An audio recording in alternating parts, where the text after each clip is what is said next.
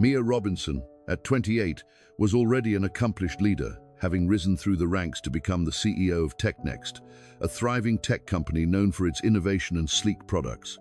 Today, she was visiting one of the company's local stores to check on the customer service and gain some first-hand experience.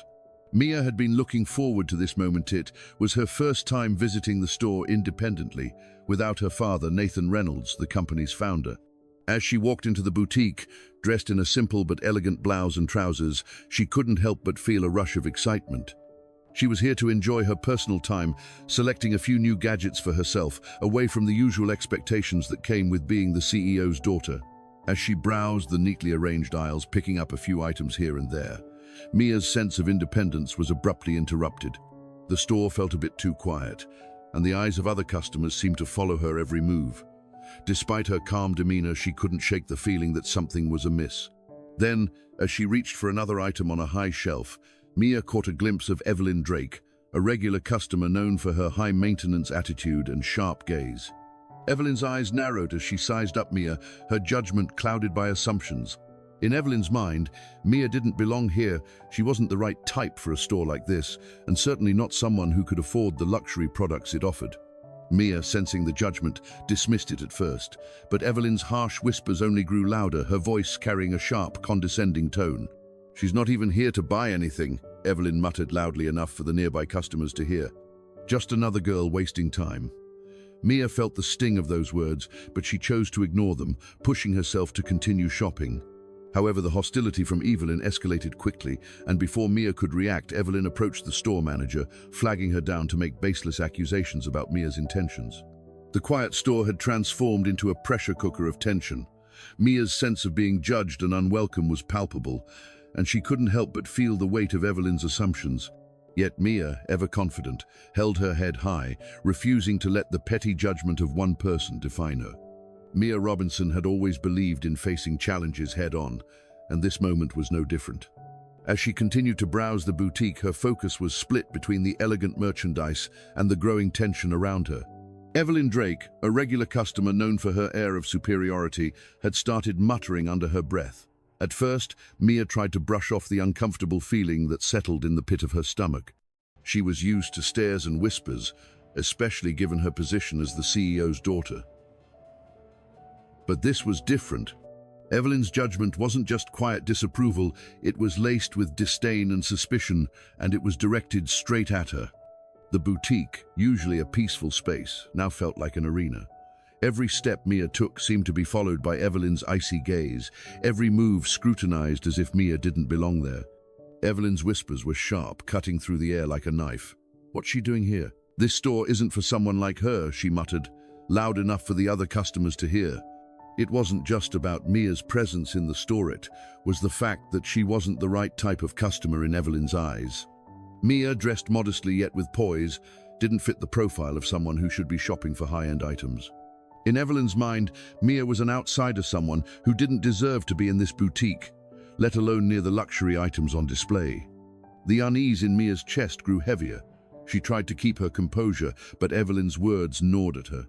She knew the types of customers the boutique catered to: wealthy, influential, and exclusive. Mia had always held herself with quiet confidence, but this experience was different. Evelyn's accusations and whispers were not just uncomfortable, they were degrading. The atmosphere had shifted, and the other customers, once absorbed in their shopping, now started to notice the tension between Mia and Evelyn. Their eyes darted nervously between the two women, unsure of how to react. Mia, sensing that the situation could escalate, took a deep breath and tried to calm herself. She refused to let Evelyn's words or the growing hostility shake her. Mia felt the heat of the moment as she walked past Evelyn, trying to ignore the judgment. She could feel her palms start to sweat, and her confidence wavered for a brief second. But then, as if to remind herself of who she was and what she had achieved, she straightened her posture and refused to let the woman's small-minded judgment affect her. She had worked too hard to be where she was, and no one, not even Evelyn, had the right to strip away her self-worth. It was then that Evelyn's behavior crossed a line. Unable to let go of her own assumptions, Evelyn walked over to the manager with an accusatory finger pointed toward Mia. "She's not here to buy anything," Evelyn said loudly, her voice dripping with superiority. I bet she's just here to cause trouble. Check her bag. Mia's heart sank as the words hit her. She hadn't done anything wrong, she was simply shopping. Yet here she was, being treated like a criminal, as though her presence in the store itself was a threat. The store manager, who had only recently started working at the boutique, looked uncertain and uncomfortable. She had noticed the tension between the two women, but didn't know how to handle the situation. The manager hesitated, but Evelyn's persistence was too much to ignore. The manager approached Mia, her voice shaky. "Could you please show me your bag?" she asked, not fully understanding the gravity of the situation. Mia's blood ran cold, and a wave of humiliation washed over her, but instead of reacting with anger or frustration, she calmly handed over her bag, determined to show that she had nothing to hide. "I haven't done anything wrong," Mia said, her voice steady despite the growing tension. "But if you want to check, go ahead." She could feel the eyes of the customers on her, their whispers growing louder, yet she refused to let the situation get the best of her. It was a simple test of character, to stand her ground and show that she would not be intimidated. The manager opened Mia's bag slowly, her hands trembling. After a moment of searching, the manager looked up, her expression apologetic. "There's nothing here," she said quietly, her tone apologizing for the misunderstanding. But Evelyn wasn't done. She insisted, demanding the manager search further, convinced that Mia was hiding something. Mia's patience, already wearing thin, snapped. She took her bag back and gave Evelyn a cold look. "I think we're done here," she said firmly. "I'm not going to stand here and be judged without cause." It was a turning point. Mia's voice, once calm and composed, now held an edge of authority. Evelyn's accusations, grounded in nothing but prejudice, were no longer going to be tolerated. Mia's dignity, no matter how much Evelyn tried to strip it away, remained intact. The store manager, now visibly uncomfortable with Evelyn's behavior, hesitated but finally acknowledged the truth. Mia had done nothing wrong. The judgment came solely from Evelyn's unfounded assumptions. Mia was no longer just a customer in the store. She was a woman who had been unjustly accused and humiliated, but she refused to let those accusations define her. Instead, she stood tall, ready to take control of the situation, knowing that standing up for herself was the only way to ensure that justice would prevail. Mia stood there, her heart pounding as Evelyn's voice continued to ring in her ears, accusing her of things she hadn't done. The air in the boutique felt heavy, charged with an energy that seemed to grow stronger with every word Evelyn spoke. As she listened to Evelyn, Mia couldn't help but wonder what had triggered this hostility. She had walked into the boutique with nothing but a desire to shop for a beautiful dress for the charity gala her father was hosting. Yet now, she found herself in the midst of an unwarranted confrontation that was escalating rapidly. Evelyn's words were not just judgmental, they were hurtful. The way she accused Mia of being an imposter, of not belonging in the store, was like a slap in the face. Mia had spent her entire life working hard, proving herself in a world that often overlooked people like her. But here, in this moment, it felt like all of her accomplishments were being dismissed by one woman's narrow-minded assumptions. Despite the emotional weight of the situation, Mia refused to back down. She had learned from her parents, especially her father, the importance of standing up for what was right. Nathan Reynolds had built his business from the ground up, teaching Mia the value of resilience and self-worth. Mia had been taught that no one had the right to make her feel inferior, and she would not allow Evelyn to be the one who did so. She squared her shoulders and lifted her chin, refusing to let Evelyn's vitriol chip away at her confidence. Mia had walked into this store as a customer, and she had every right to be there. It didn't matter that Evelyn didn't think so. Mia wasn't going to let anyone define her place in this world based on their prejudices. Evelyn's actions weren't just about Mia. They were a reflection of something much deeper: society's tendency to judge people based on their appearances, to make assumptions without understanding the full picture. The assumptions Evelyn made about Mia being an imposter or someone who didn't belong in a high-end boutique weren't just unfair, they were harmful. It wasn't just about the moment in the store. It was a reminder of how often people like Mia, people of color, were dismissed or treated as less than simply because they didn't fit the stereotype of who belonged in certain spaces. The situation continued to escalate as Evelyn took her accusations one step further, calling the store manager over to intervene.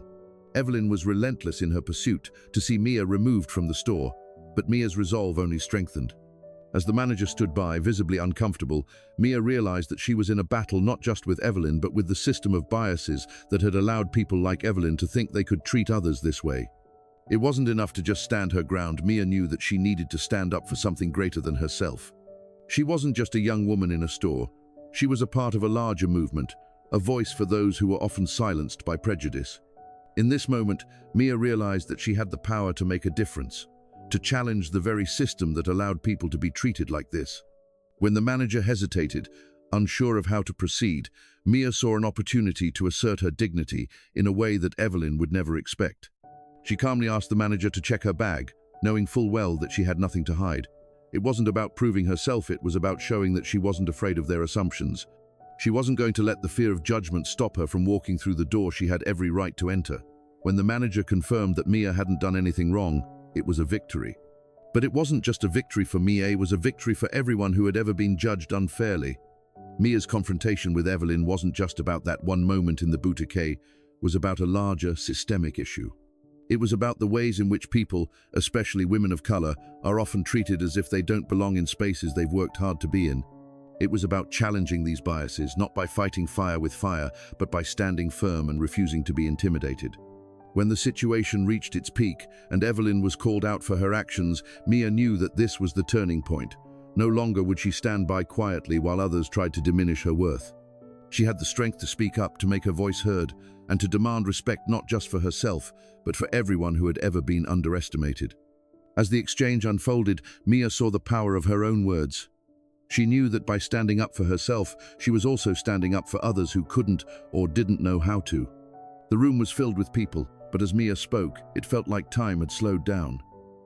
Evelyn's words began to lose their power, replaced by Mia's unwavering confidence and sense of self. Mia's dignity couldn't be stripped away by Evelyn's ignorance. In that moment, she became not just a customer in a store, but a symbol of resistance, proving that no one had the right to define her worth but her. And as the tension in the boutique finally dissipated, Mia knew that her actions had made a difference not just for herself, but for everyone who had ever been made to feel they didn't belong.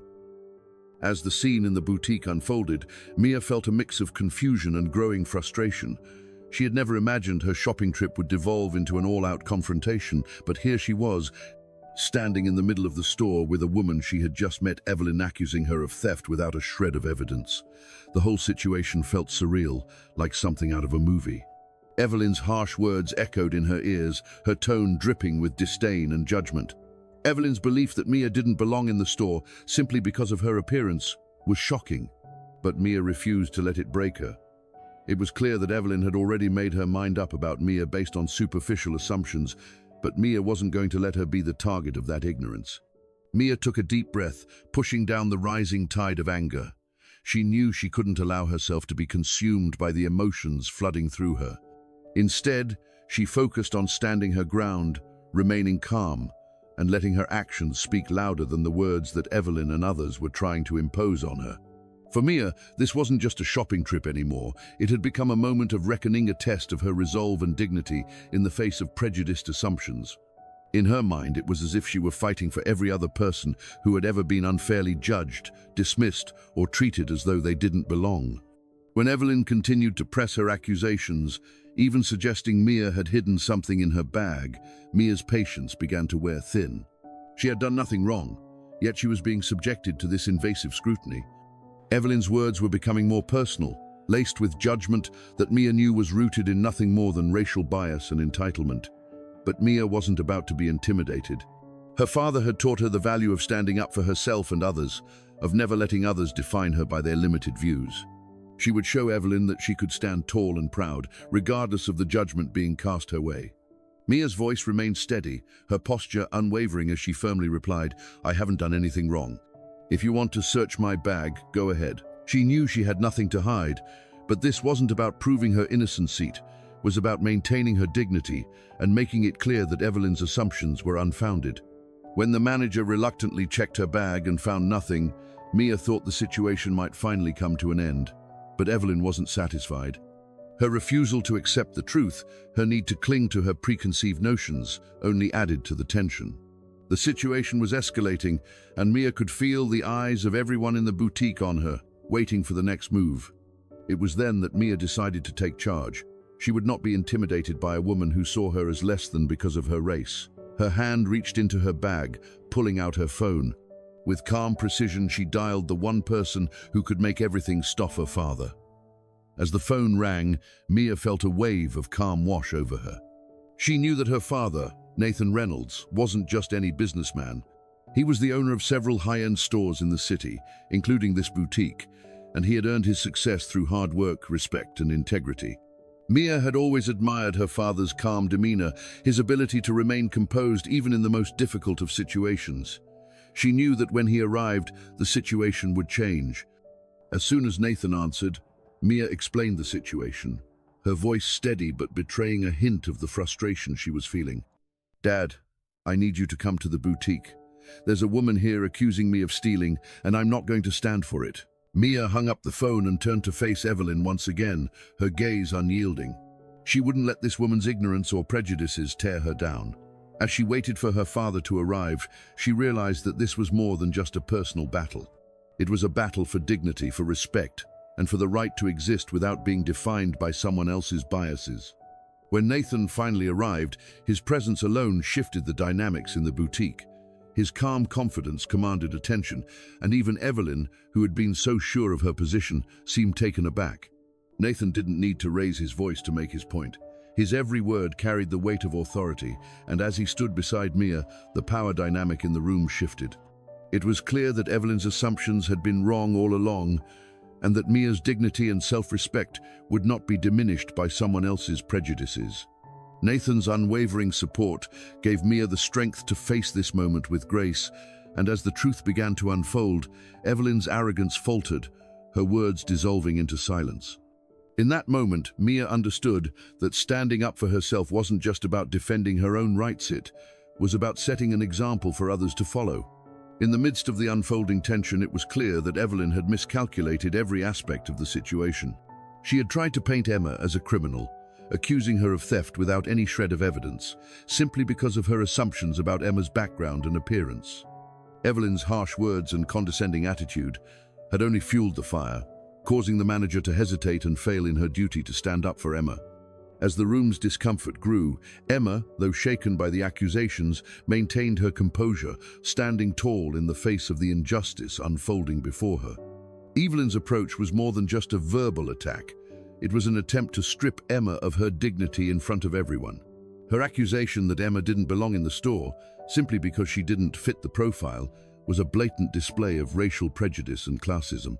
Emma's quiet response, "I think we're done here," reflected her dignity, but Evelyn's persistence in escalating the situation put the onus on Emma to prove her innocence rather than challenging the unjust assumptions that Evelyn had already made. This was where the power dynamics shifted. Emma was just a girl, but her resilience and determination to stand up for herself began to crack the facade that Evelyn had built. When the manager, under the weight of Evelyn's demands, asked Emma to leave, it became evident that the store's values, if they had any, were being tested. The injustice in asking a customer who had done nothing wrong to leave because of a prejudiced accusation was appalling. Emma, now realizing that this wasn't just about a misunderstanding but a deep-seated issue of racial prejudice, knew that simply walking away wasn't enough. She dialed her father. Unbeknownst to Evelyn, Emma's father was Nathan Reynolds, the CEO of a successful chain of high-end stores, the very stores that Evelyn frequented with such disdain. Nathan's influence stretched far beyond the boutique, and this moment was about to reveal the immense power dynamics at play. As Emma calmly explained the situation to her father over the phone, the tension in the store reached a boiling point. Evelyn, emboldened by her sense of entitlement, didn't realize the storm that was about to hit her. Emma's phone call wasn't just a call for help, it was the catalyst for a complete shift in the narrative. Moments later, the unmistakable sound of a sleek black SUV pulling up outside signaled the arrival of Nathan Reynolds. His presence alone commanded attention, and the air in the boutique shifted.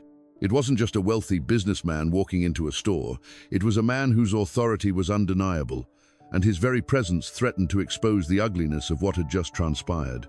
Nathan's arrival shattered the tension that Evelyn had worked so hard to create. His composed demeanor, paired with his overwhelming confidence, shifted the power dynamic instantly. When he approached the boutique and saw his daughter standing there, calm and composed, and Evelyn standing there, accusatory and arrogant, the truth became clear. Nathan's first words to Evelyn cut through the air like a sharp knife. He simply stated that Emma was his daughter, and the gravity of the situation hit everyone in the room like a thunderclap. The transformation in Evelyn was immediate. Her earlier smugness evaporated, replaced by a mixture of guilt and fear. She had no idea that Emma was the daughter of a man who owned the very boutique she had accused Emma of stealing from. The contrast between Nathan's commanding presence and Evelyn's crumbling composure was stark. The other customers in the store, who had been quietly observing, now realized they were witnesses to something much more significant than a simple retail dispute. Nathan didn't need to raise his voice to make an impact. His words, measured but firm, revealed the depth of the injustice that had been committed. As Evelyn stood there, fumbling for words, Nathan's gaze was unwavering, and his authority rang clear. He addressed not only Evelyn but also the manager, calling out the failure to uphold the basic principles of fairness and dignity. Emma, despite everything, stood by her father's side with quiet strength, knowing that this was a lesson not just for Evelyn, but for everyone who had witnessed the events unfold. In the end, it wasn't just about one girl's encounter in a boutique. It was a powerful reminder of the deep-rooted prejudices that still pervade society and the courage it takes to stand up against them. As the tension in the boutique continued to rise, the shift in power dynamics became increasingly evident. Nathan Reynolds, with his calm yet commanding presence, now took control of the situation with ease. Evelyn, once so confident in her assumptions and accusations, was now exposed in front of everyone for her prejudice and misguided judgments. Her facial expression morphed from smug satisfaction to shock and fear. She had no idea that the young girl she had targeted, Emma, was the daughter of the man who owned not only the boutique, but several others throughout the city. Nathan's arrival didn't just change the course of the confrontation, it completely altered the way everyone in the room viewed the events that had just unfolded. The manager, who had been unsure and uncomfortable about taking action against Emma, now found herself facing the full weight of Nathan's authority.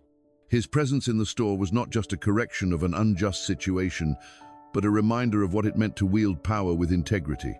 Nathan had built his success through hard work and determination, and it was evident in the way he handled the situation with composure and grace.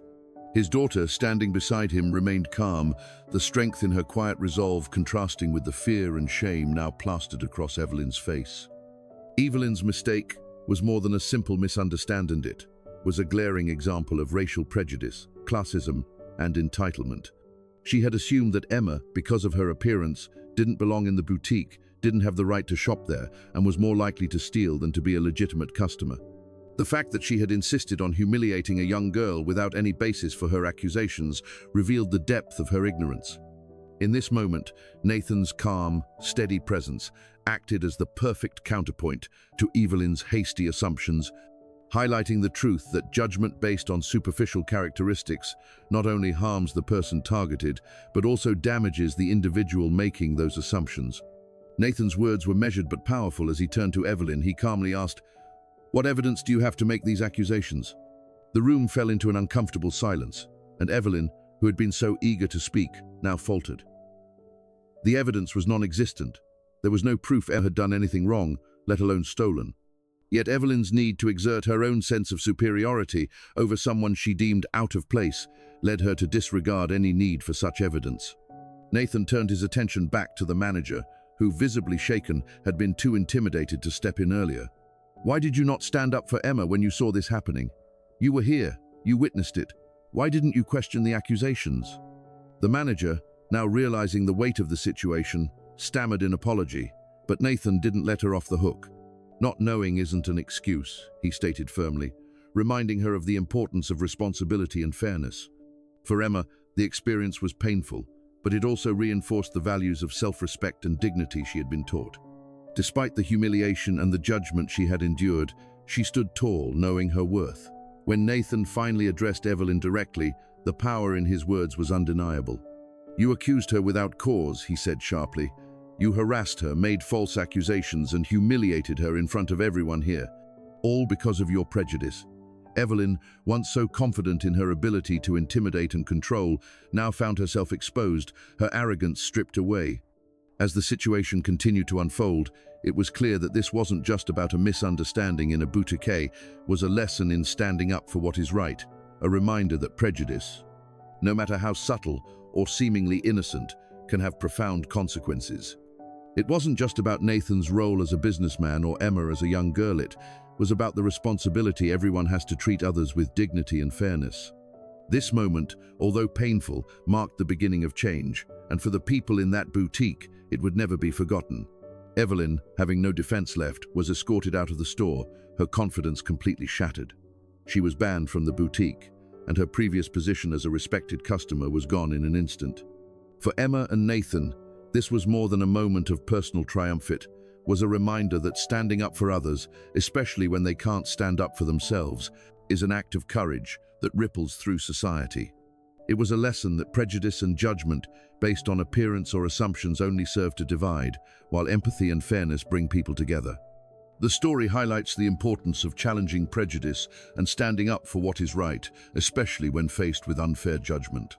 In today's world, bias, whether conscious or unconscious, can affect how we treat others, and this story serves as a powerful reminder of how these biases can harm not just the individuals being targeted, but also the broader community. The key takeaway here is that respect should never be conditional upon appearance, race, or social status. When we witness injustice, it is crucial to speak up, question assumptions, and hold ourselves and others accountable. The actions of Nathan and Emma Reynolds demonstrate that standing up for fairness requires courage and integrity, regardless of how uncomfortable the situation might be. For those of us navigating our 20s and 30s, the lesson is clear. Our choices, our voices, and our ability to show empathy can shape a more inclusive and just society. By challenging prejudice in our own lives, whether at work, in social situations, or in our communities, we can create spaces where everyone is treated with the respect they deserve, regardless of background or appearance. It starts with us.